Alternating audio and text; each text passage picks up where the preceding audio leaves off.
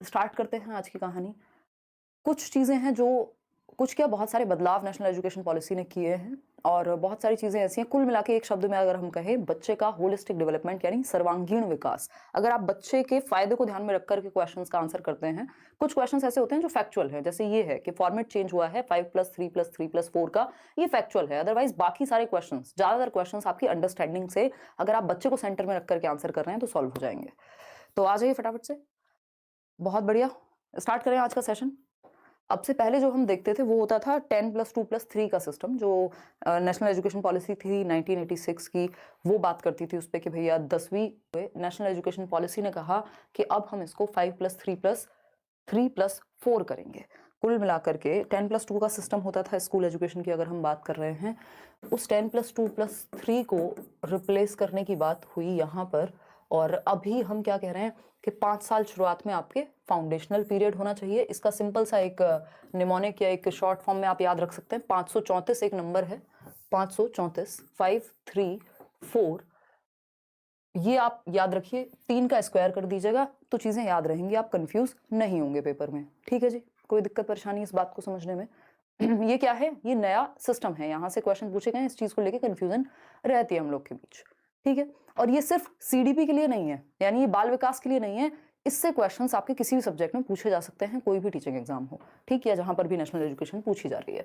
तो 534 मतलब 5 साल, 3 साल, 3 का स्क्वायर है क्योंकि, फिर 3 साल और 4 साल की एक स्टेज। शुरुआत के जो 5 साल हैं 3 से 8 वर्ष के बच्चे के लिए फाउंडेशनल पीरियड, इसको एफपीएमएस से याद रखेंगे। ये जो 5+3+4 है, 5+3+3+4, एफपीएमएस, यानी कि 5 साल का फाउंडेशनल पीरियड है, जिसमें 3 साल आंगनवाड़ी या बच्चे को हम प्रिपेयर कर रहे हैं खेल कूद से और उसके न्यूट्रिशन का ध्यान रख करके, फिर 3 साल हम प्रेपरेटरी स्टेज बता रहे हैं। इन 3 सालों में आप पहले प्ले वे या आंगनवाड़ी का प्रयोग करते हैं, फिर क्लास 1 और 2 आ जाएगा, जो 2 साल बचे हुए होंगे। फिर बाकी के जो 3 साल हैं यहाँ, इस 5 को भी मतलब 3+2 में डिवाइड किया हुआ है, वो अभी हम देखेंगे। प्रेपरेटरी स्टेज, जिसको हम प्रारंभिक चरण कह रहे हैं, वो बच्चे के 8 साल से लेकर के 11 साल तक की बात होगी। अब से पहले जो होता था हम कक्षा 1 से ध्यान में रखते थे, लेकिन अभी कोशिश हो रही है कि बच्चे की जो प्ले वे वाली एज है उसको भी यहाँ इंक्लूड कर लें, यानी 3 साल से ही हम उसको एजुकेशनल सिस्टम में ध्यान दें प्रॉपर। दूसरा जो 3 है वो 11 से 14 वर्ष मिडिल स्टेज है, और 4 साल जो है बाद के 14 से 18 वर्ष, वो सेकेंडरी यानी माध्यमिक चरण के तहत आएंगे। ठीक है, फोन छोड़ दो, साइड रख दो, बिल्कुल ठीक। अगर हम बात करें 5+3+3+4 की, तो फाउंडेशनल, प्रेपरेटरी, मिडिल स्कूल और सेकेंडरी, इसको ऐसे भी हम देख सकते हैं। अगर हम पुराने समय में देखें तो ये हमारे सामने यहाँ चेंज लाया गया है। जो आपकी एमएचआरडी मिनिस्ट्री थी, ministry of human resource and development, मानव संसाधन विकास मंत्रालय, उसको नाम बदल करके क्या किया, इसके तहत एजुकेशन मिनिस्ट्री यानी शिक्षा मंत्रालय कर दिया गया है। पहले भी वो शिक्षा मंत्रालय होता था, बाद में चेंज हुआ था एमएचआरडी, और अब एजुकेशन मिनिस्ट्री ही है। ठीक, पुराने समय पे 10 साल हम 6 वर्ष से ध्यान दे रहे थे बच्चे की एजुकेशन पे, 6 से 16 साल, 6 वर्ष का बच्चा पहली क्लास में जाता है।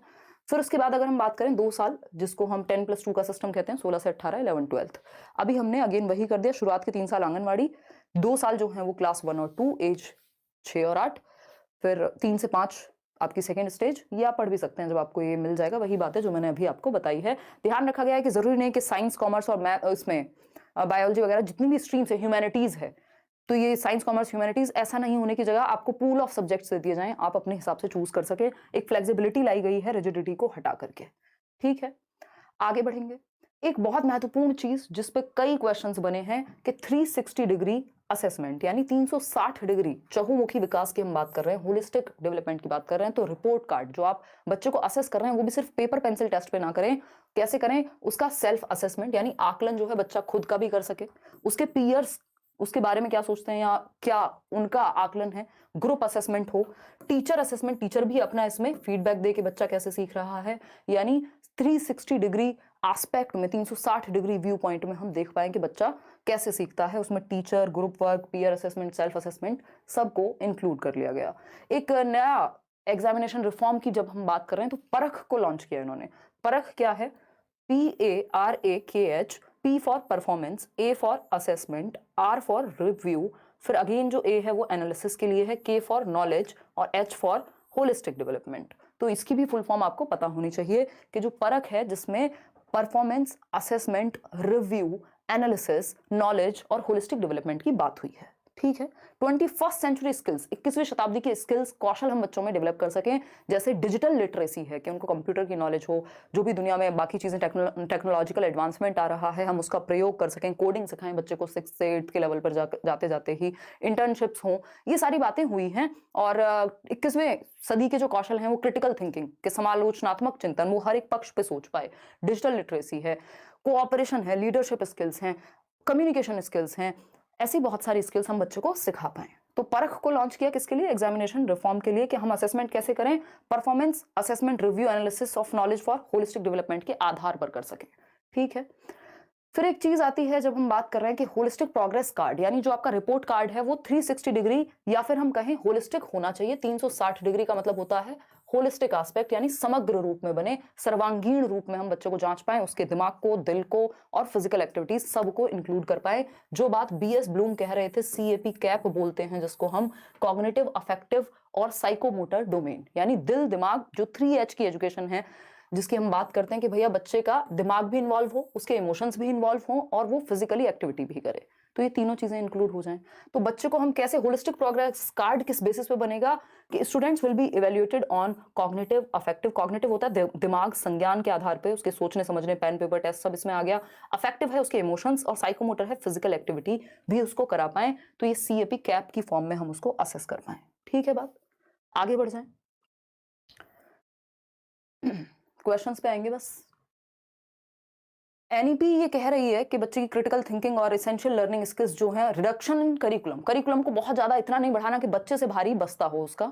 जो बात आपकी लर्निंग विदाउट बर्डन की रिपोर्ट 1993 से कहती हुई आ रही थी, जितनी भी पॉलिसीज आज से पहले आई हैं उन्होंने जो भी अच्छी बातें की हैं उनको इन्होंने अडॉप्ट किया है और अपनी कुछ नई बातें कही हैं। जो अच्छी चीजें थी सिस्टम में पहले से, उन सबको इंक्लूड करके रखा और कुछ नई बातें कही। ठीक, लैंग्वेज पे इंपॉर्टेंट कुछ चीजें हैं जो आपको जानना जरूरी है, फिर हम आगे की बात करेंगे। फटाफट से क्वेश्चन पे आएंगे, इतने आप सभी के साथ शेयर कर दीजिए जो लोग पढ़ते हैं या जिनका एग्जाम है। लैंग्वेज यानी भाषा की जब हम बात कर रहे हैं तो इन्होंने कहा कि कोई भी लैंग्वेज इम्पोज नहीं होनी चाहिए, यानी बच्चे पे आप थोपे ना कि बच्चे की घर की लैंग्वेज है हिंदी या गुजराती या जो भी मलयालम, तमिल, तेलुगु, और आप उसको जबरदस्ती कह रहे हैं नहीं तुम्हें आओगे स्कूल में तो इंग्लिश में ही बात करनी है, तो इम्पोज नहीं करनी। कोई भी लैंग्वेज, मदर टंग या रीजनल लैंग्वेज का या लोकल लैंग्वेज का भरपूर प्रयोग, प्राथमिक कक्षा तक खुले तरीके से बच्चा अपने आप को व्यक्त कर पाए अपनी मातृभाषा में, अपनी लोकल लैंग्वेज में, अपनी क्षेत्रीय भाषा में। ये बात पहले से चली आ रही है। 3 लैंग्वेज फॉर्मूला को भी इन्होंने महत्व दिया है, जिसमें 3 लैंग्वेजेस की बात हुई थी कोठारी आयोग में 1964-66 के दौरान। और ये कौन सी पॉलिसी है? इससे पहले हम देख चुके हैं 68 में पॉलिसी आई थी आपकी और 86 में पॉलिसी आई थी, और अब हम नेशनल एजुकेशन पॉलिसी 2020 देख रहे हैं। ठीक, तो संस्कृत को एक ऑप्शनल लैंग्वेज की तरह रखा जाए सभी लेवल पे। इसका मतलब क्या? संस्कृत क्या है? क्लासिकल लैंग्वेज है। क्लासिकल लैंग्वेजेस कौन सी होती हैं? जो खत्म होती जा रही हैं, जिनको बोलने वाले लोगों की संख्या कम होती जा रही है। तो क्लासिकल लैंग्वेजेस को एक एडिशनल ऑप्शन के रूप में यहाँ रखा गया है। जितनी भी क्लासिकल लैंग्वेजेस हैं, चाहे वो तमिल, तेलुगु, मलयालम, जिन भी भाषाओं का हम देख रहे हैं कि जो हमारी लैंग्वेजेस हैं जो क्षेत्रीय लेवल पे खत्म ना हो जाएं, तो उनको ऑप्शनल की तरह, यानी एक एडिशनल ऑप्शन की तरह रखा गया है। ठीक है। और 3 लैंग्वेज फॉर्मूला में हमें पता है एक मदर टंग होती है, फिर इंग्लिश है, उसके अलावा जो भी आपकी मॉडर्न इंडियन लैंग्वेजेस हैं, 22 भाषाएं हैं जिसमें इंग्लिश नहीं आती, ये ध्यान रखेंगे। मल्टीलिंगुअल फ्लेक्सिबिलिटी होनी चाहिए, यानी बहुभाषिता का प्रयोग करना। एक से ज्यादा भाषा जो है वो अच्छी होती है बच्चे के संज्ञान के लिए भी, क्योंकि वो एक से ज्यादा भाषाओं में बात कर पाएगा, तरह तरह के लोगों से मिल पाएगा जो दोनों भाषाएं जानते हैं या तीनों भाषाएं जानते हैं, मल्टीपल लैंग्वेजेस जानते हैं, तो उसका संज्ञान बेहतर होगा, उसकी सोचने समझने की क्षमता बेहतर होगी। ISL यानी इंडियन साइन लैंग्वेज पे इन्होंने फोकस किया है। साइन लैंग्वेज आप समझते हैं, जो कई बार मूक बधिर बच्चों के लिए, जो बोल नहीं सकते, डेफ एंड डम्ब, उनके लिए प्रयोग की जाती है, जिसमें आप शब्दों का प्रयोग ना करके, आपने न्यूज में भी देखा होगा कि वो हाथों से समझाने की कोशिश करते हैं, बेसिकली साइंस के थ्रू।